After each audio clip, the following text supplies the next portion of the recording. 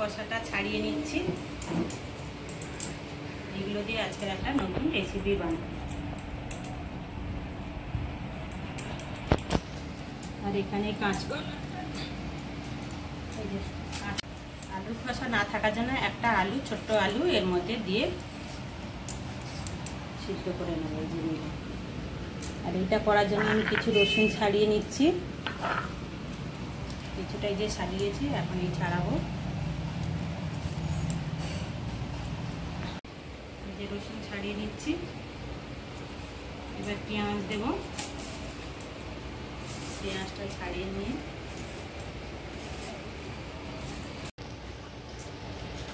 খোসাগুলো ভালো করে ধুয়ে নিচ্ছি।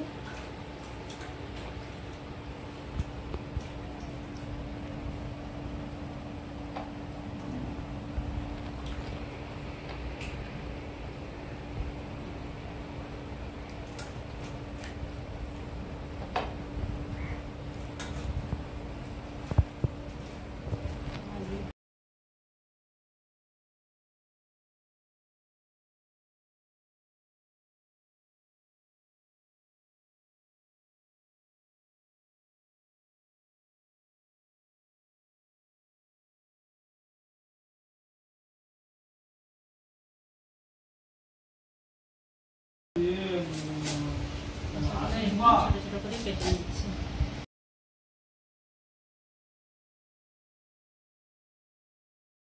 সবজির খোসাগুলো ছোট ছোট করে কেটে নিচ্ছি।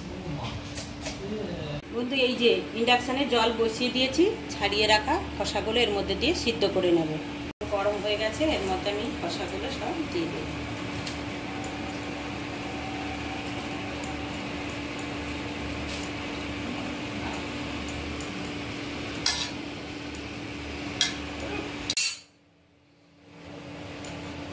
রান্নাটার জন্য আমরা একটা ভাজা মশলা করে নিচ্ছি। কটা লঙ্কা নিয়ে নিলাম, আর একটু জিরে দিয়ে দিলাম।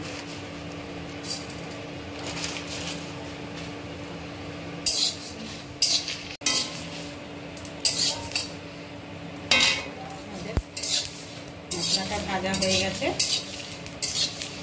এবার গুঁড়ো করে নেবো, ঢেলে নিচ্ছি।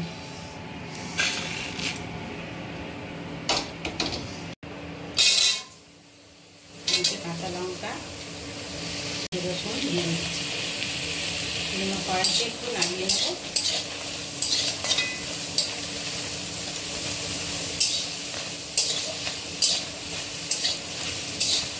হালকা তেল দিয়ে দিলাম।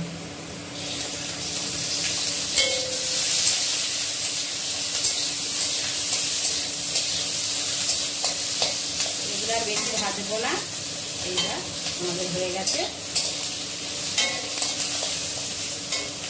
হয়ে গেছে। জলটা ঝেড়ে নিচ্ছি। আমাদের সিদ্ধ হয়ে গেছে। এরকম মশলাটা এর মধ্যে দিয়ে আমরা বেটে নেব।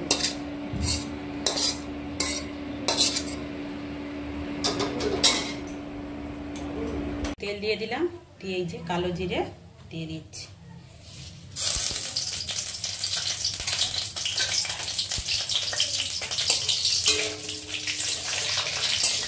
এই যে সিদ্ধ করা খোসাগুলো এইভাবে বেটে নিয়েছি।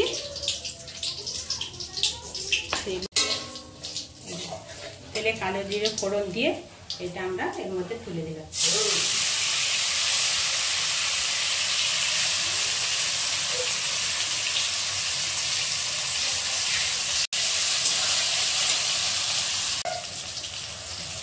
এর মধ্যে একটু হলুদ দিয়ে দিলাম, আর এই লবণ দিয়ে দিচ্ছি। লবণ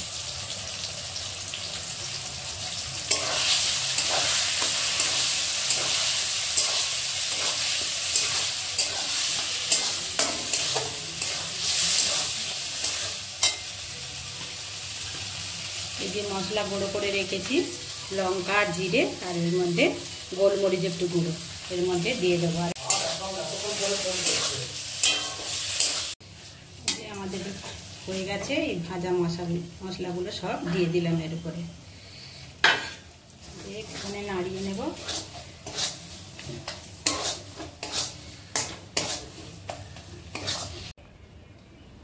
ভাজা হয়ে গেছে, উপর থেকে এবার কাঁচা সর্ষের তেল ছড়িয়ে দিলাম, দিয়ে একটু মাখিয়ে নিলাম। এইটা গরম ভাতে খেতে অসাধারণ লাগবে। আপনারা বাড়িতে এরকম করে তৈরি করবেন এবং বানিয়ে খাবেন।